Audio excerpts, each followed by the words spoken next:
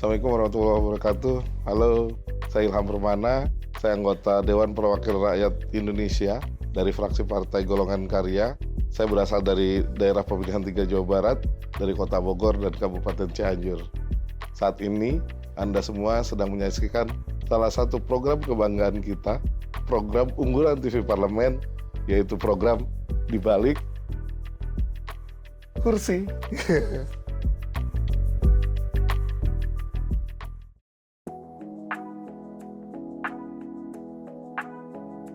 Prinsipnya saya senang organisasi ya. Saya senang bergaul, saya senang berkenalan dengan banyak orang, saya senang berinteraksi, saya senang melakukan sesuatu yang bisa mengubah kehidupan orang yang ke arah lebih baik. Jadi saya melihat satu-satunya jalan hidup saya ini, kalau saya ingin semuanya itu bisa terjadi, ya harus melalui dunia politik. Karena buat saya politik itu seni. Seni untuk kita bisa menciptakan sesuatu, seni untuk meng-create sesuatu, seni untuk bisa juga mewujudkan sesuatu. Jadi politik ini kan luas ya Mbak. Tidak bisa kita artikulasikan politik itu sempit. Nah karena berdasarkan itulah pada akhirnya saya memantapkan diri saya untuk berkarir di dunia politik praktis. Dan saya bergabung dengan Partai Golkar. Alhamdulillah saya di tahun 2014 saya terpilih sebagai anggota DPRD dan bisa menjabat langsung sebagai ketua DPRD.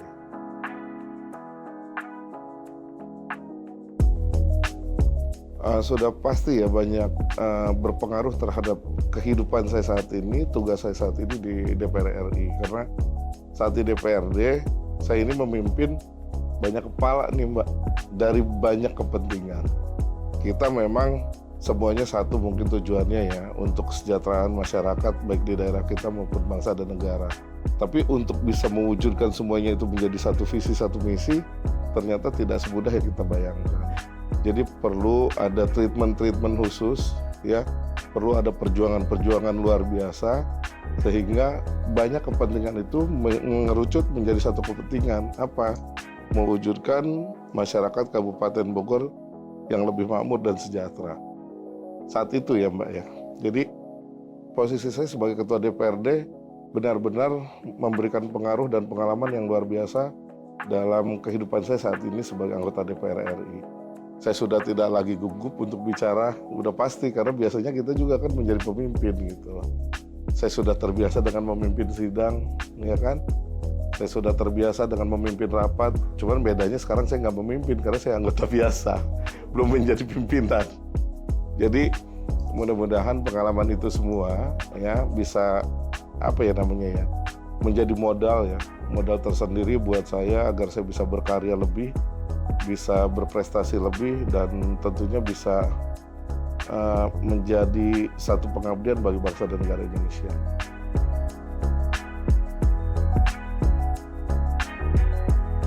Ini memang sudah saatnya Mbak, karena bangsa kita ini kan memasuki era bonus demografi. Para anak muda Indonesia ini bisa menjadi sebuah civic engagement. Mereka bisa membawa sebuah perubahan ke arah yang lebih baik lagi. Memang ini momentum tepat untuk anak-anak muda Indonesia lebih memahami politik, dan tentunya kami berharap bisa ikut berkontribusi secara aktif di dalam dunia politik. Karena mereka ini kan generasi penerus.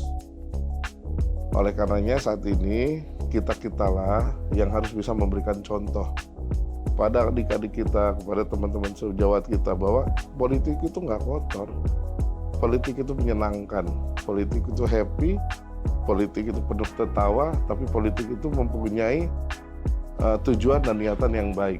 Untuk apa? Untuk bisa membawa perubahan ke arah yang lebih baik, untuk bisa membawa masyarakat Indonesia ke arah lebih sejahtera, untuk bisa membawa bangsa kita ke arah yang lebih maju.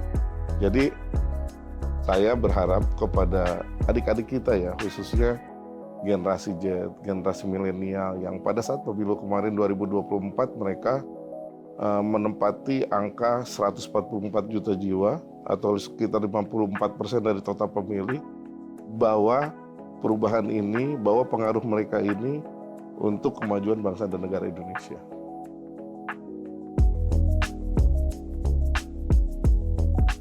saya bukan industrialis, tapi saya sangat tertarik di sektor industri ya. Karena buat saya sektor industri ini merupakan tulang punggung perekonomian nasional. Mereka memberikan kontribusi terhadap PDB nasional itu sangat signifikan. Di tahun 2024 nilai investasi industri manufaktur itu sebanyak 721,3 triliun atau setara dengan 42,1% dari nilai total investasi di Indonesia yang nilainya mencapai 1.714 triliun. Itu yang pertama. Yang kedua, sektor industri manufaktur ini juga menjadi penyumbang ekspor terbanyak dengan nilai 196 miliar US atau sekitar 74,3% dari nilai total ekspor kita. Dari indeks kinerja industri ya, ini angkanya sangat ekspansif, sudah di fase 52% ke atas. Jadi saya melihat industri nasional kita sudah on the right track ya, karena capaian-capaian yang luar biasa dengan lonjakan-lonjakan nilai yang tadi sudah saya sebutkan. Kita bisa bandingkan dengan nilai total investasi di tahun 2023. Nilai total investasi dari sektor industri manufaktur itu hanya 590. Sedangkan di tahun 2024 itu angkanya 712 triliun. Jadi lonjakannya lumayan tinggi.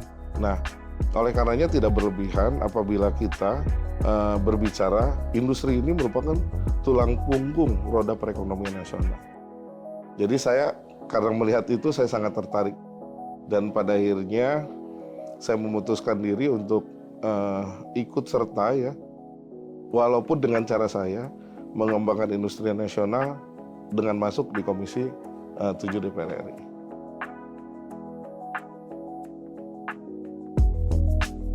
Tentunya harus ada kebijakan-kebijakan strategis yang berpihak ya, kepada pelaku industri.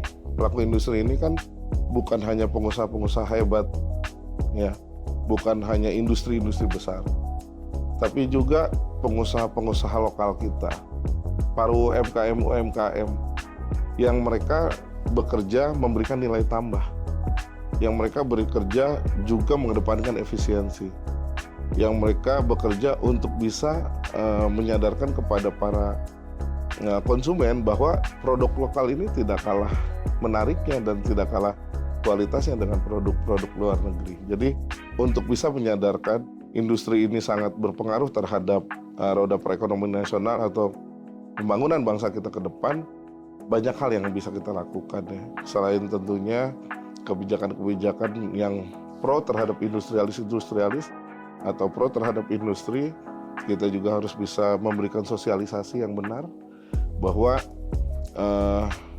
di industri inilah kita bisa berkreasi, kita bisa berkarya. Ya, saat ini kan ada kebijakan job creation, ya, bahwa industri itu tidak harus selalu industri, ya kan, tapi juga ada hal-hal lain yang bisa kita membuat itu menjadi sebuah ladang industri. Jadi banyaklah kalau kita bicara tentang industri, tapi masih banyak juga tantangan yang harus kita selesaikan. Yang pasti, yang harus kita akui bersama bahwa industri ini menjadi penopang roda perekonomian nasional yang dimana di dalamnya juga akan mempengaruhi tingkat kesejahteraan masyarakat Indonesia.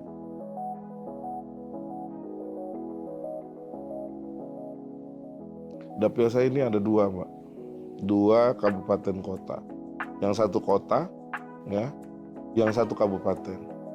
Kalau kita tarik lebih jauh, kalau kota itu sudah pasti indeks prestasi manusianya di atas, rata-rata. Sedangkan kabupaten kita tahu, namanya juga kabupaten, pasti di bawah rata. Tingkat kesejahteraan masyarakatnya pun pasti akan jomplang.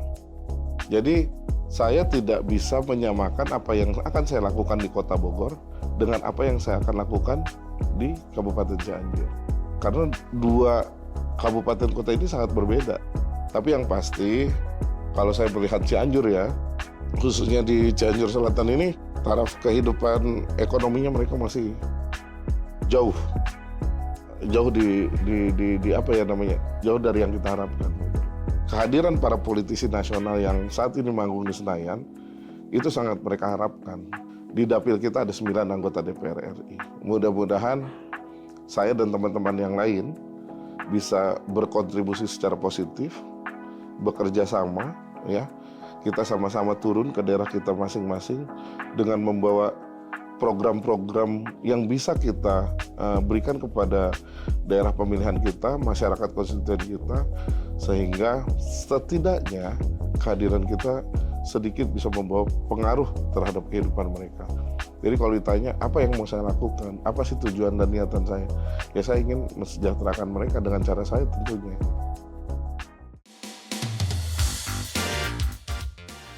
Bapak, entrepreneurship mengacu pada kemampuan seseorang untuk memulai dan mengelola usaha atau bisnis dengan tujuan menghasilkan keuntungan, benar atau salah?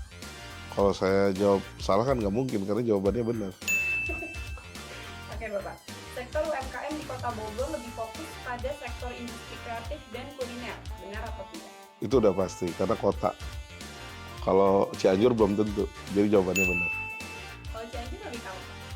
Lebih ke apa ya, sektor UMKM-nya lebih ke makanan, minuman, gitu.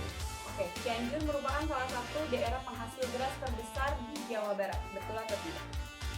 Lumbung beras nasional kita ya selain Karawang, Cianjur yang saya tahu. Dan jawabannya udah pasti benar. Itu Cianjur berasnya? Bagus banget Bang. Mau saya bawain nanti? Boleh. Oke, Bapak, Partai Golkar memiliki simbol pohon beringin yang melambangkan kekuatan dan keberlanjutan, benar atau tidak?